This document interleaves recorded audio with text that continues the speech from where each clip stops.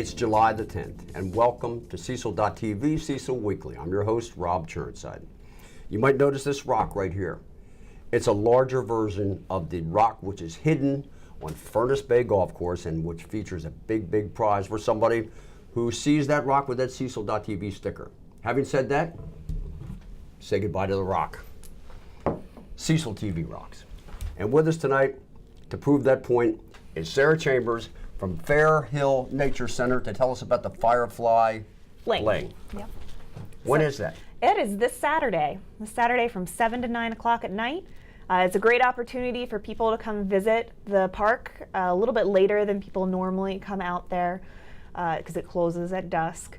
And we're separate from the park, so Fair Hill Natural Resource Management Area is a state property, and we lease our building from them, and we do educational programs, and this is basically our big summer event that we do. And that's right up your alley because, Sarah, you're the education director there? I am. And what does that entail? Not for the Firefly Fling, but... Oh, well, I do a little bit of everything. So sometimes I'm teaching. We have school kids that come out. We see every Cecil County Public School student in kindergarten and then again in 2nd through 5th grade. We do events. We have programs for families and adult lecture series. We do a lot of different things, and so I do a lot of scheduling. I do a little bit of marketing. I do grant writing. I help with the budget, so I get to do a lot of things at the Nature Center. And then this weekend, the Firefly Fling. Yes. Will they be catching fireflies or? Oh, I hope so. That's I hope fun. so. That was always fun for me. Yeah, and we have some crafts that have been inspired by fireflies, and it's a great opportunity to see them. We have a lot in our field and the forest behind it. So. And I heard you have entertainment. We do. We have 4 musical acts who are going to be there. We have Rick Waterhouse, Sam and Tiffany, Will of Wilmington, and Box Turtle Bob. I'm there. Yeah. Got to be there.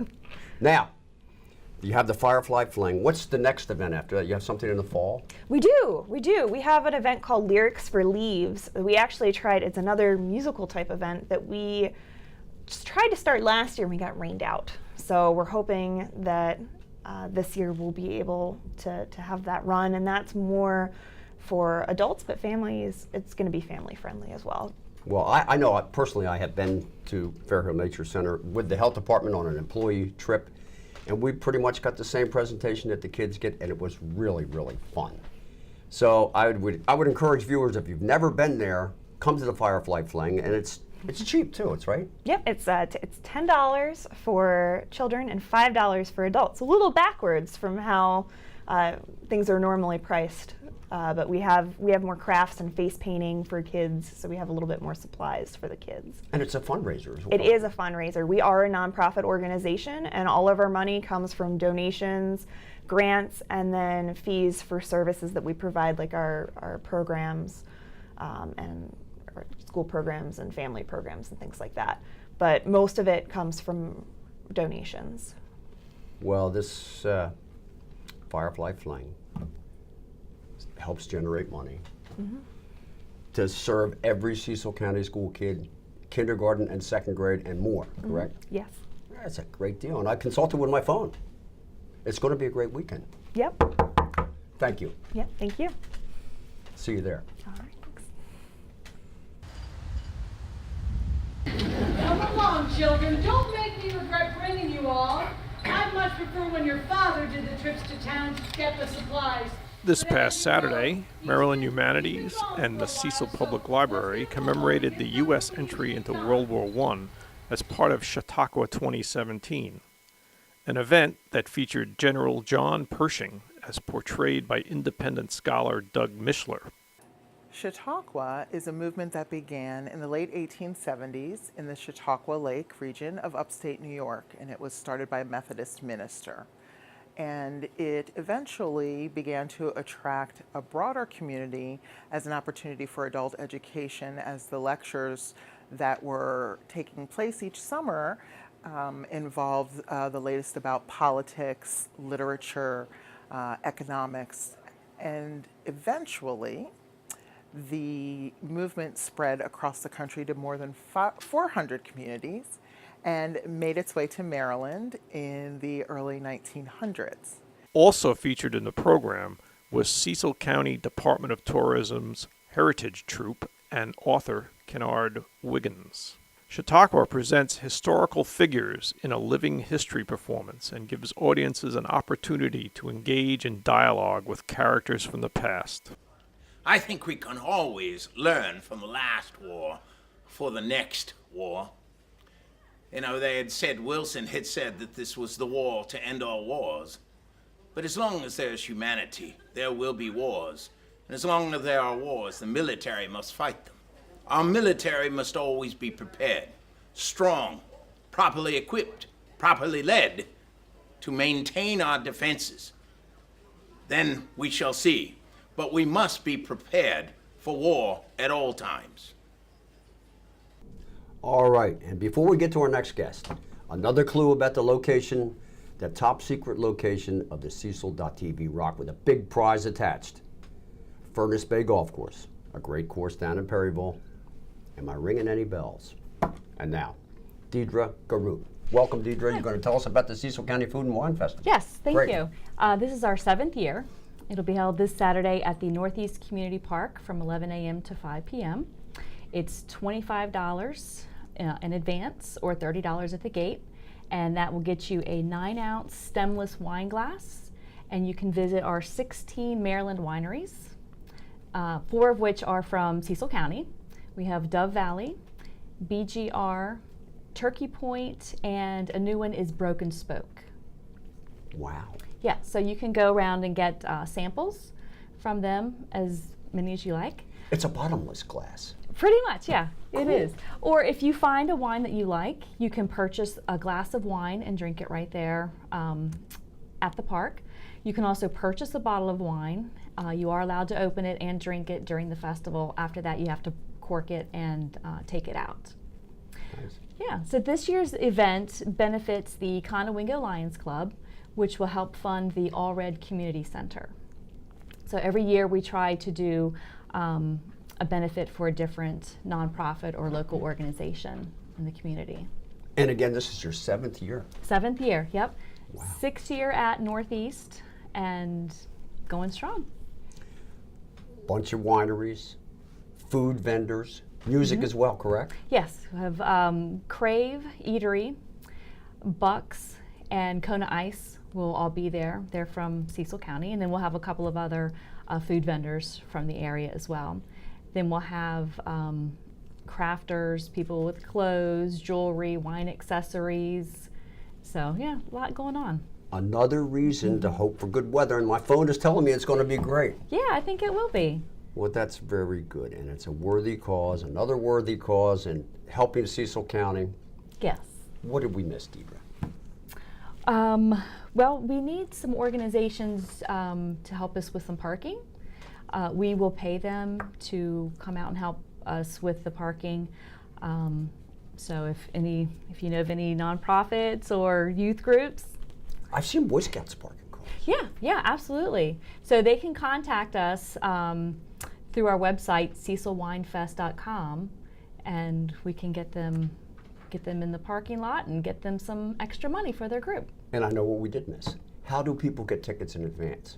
Okay, they can go to our website again, cecilwinefest.com, and there's a place for ticket sales. They can click on there and purchase their tickets.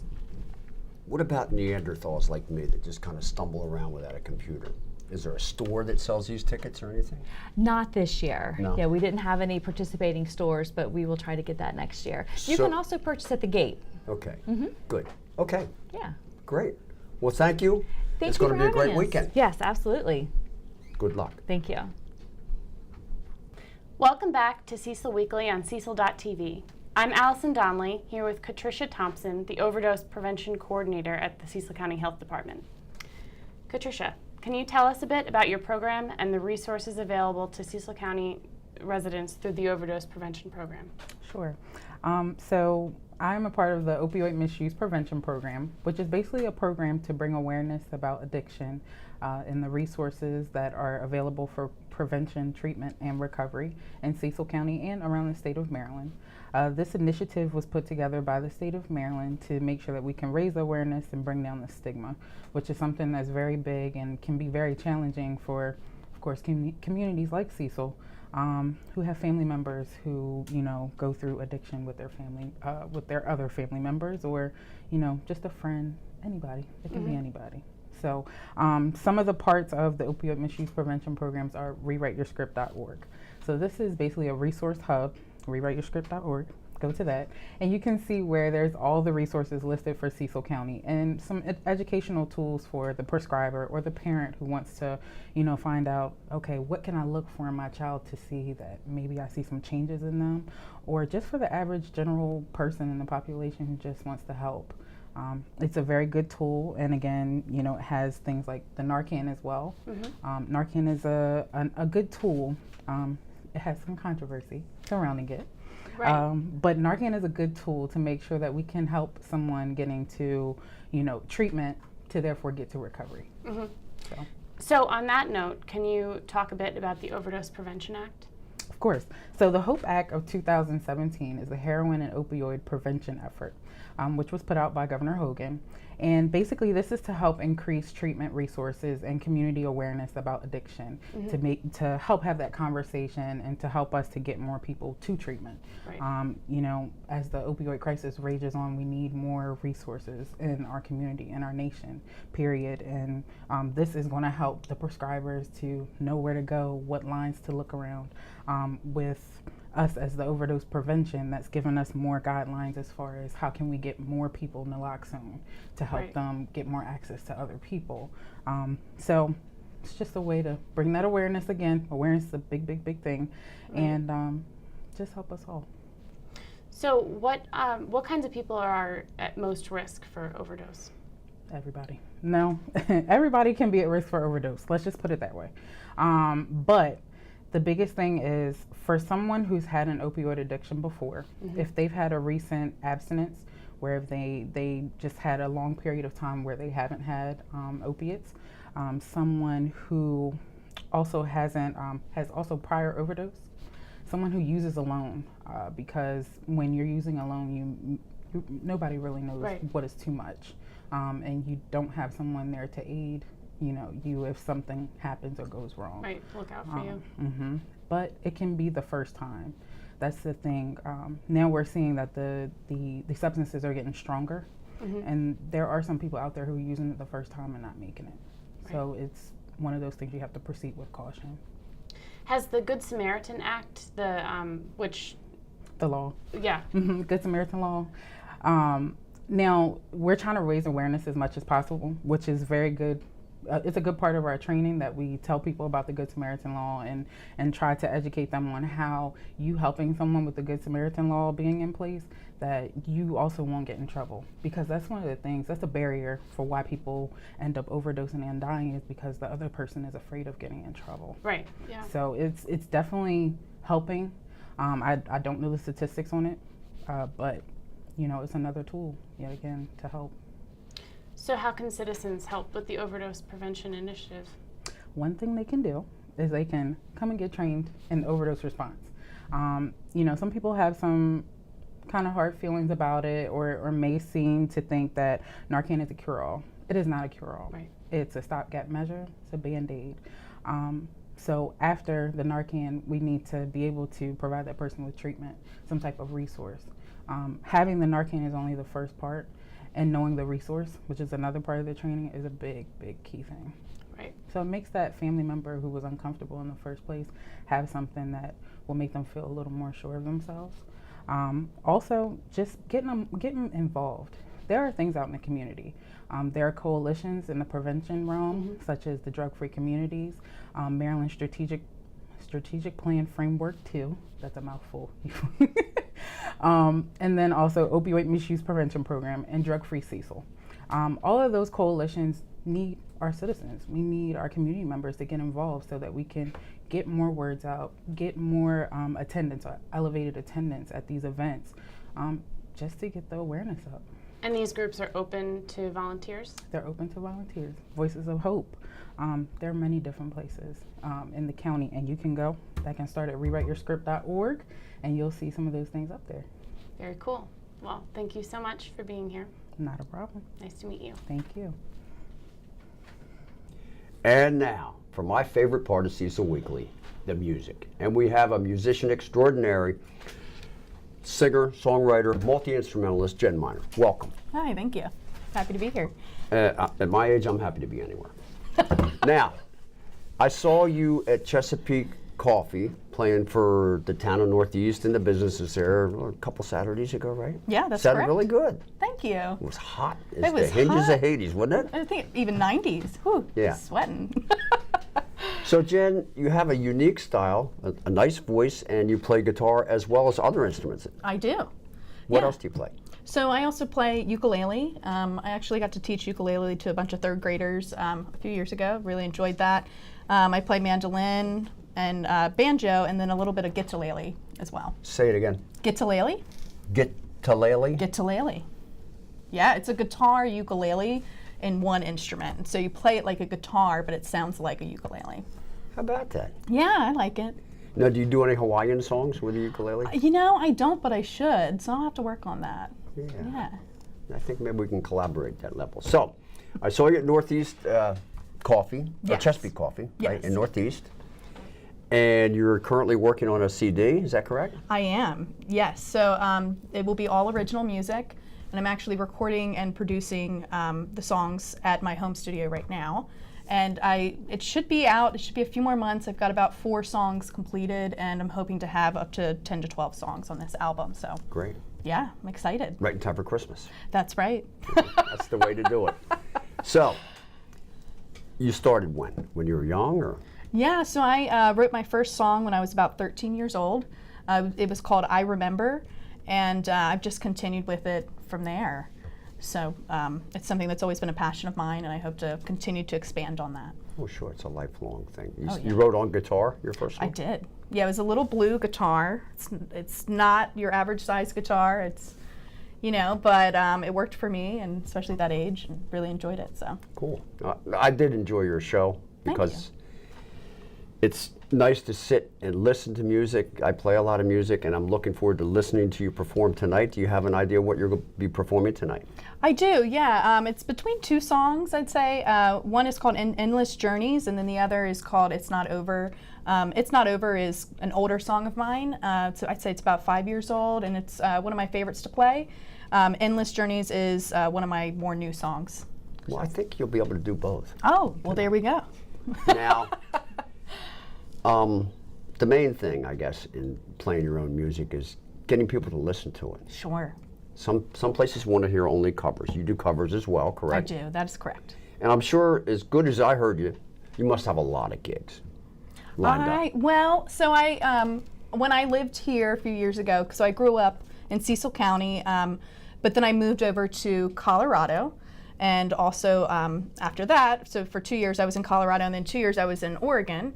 And I played there a little bit, but now I'm back here to be closer to family. It's been, I'd say, 3 to 4 weeks since I've been back, and so I'm just now lining up gigs again. So you're back in the game in Cecil County. I'm back in the game, and I'm, you know, it's actually things have kind of fallen into my lap, like this opportunity and running into you, and so yeah, I'm hoping that I have some more gigs lined up here soon.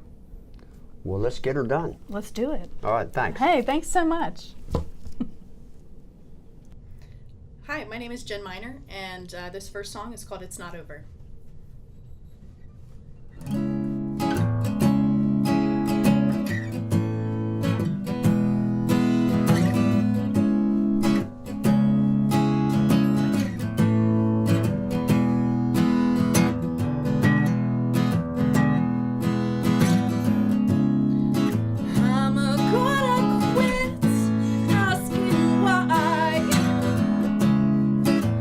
Maybe I don't really need to know.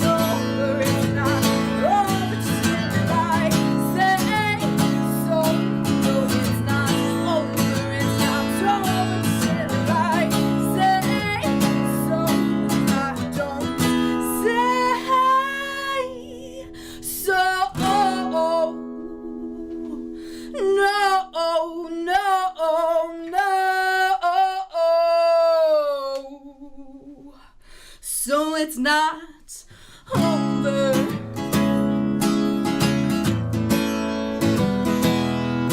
No, it's not over.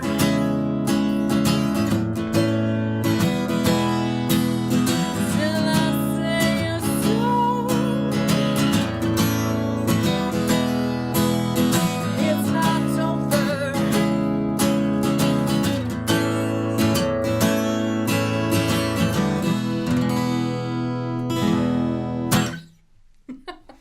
So that's the first song. And then my second song is called Endless Journeys, and that's a newer one. I want to make sure it sounds good for you. Here we go.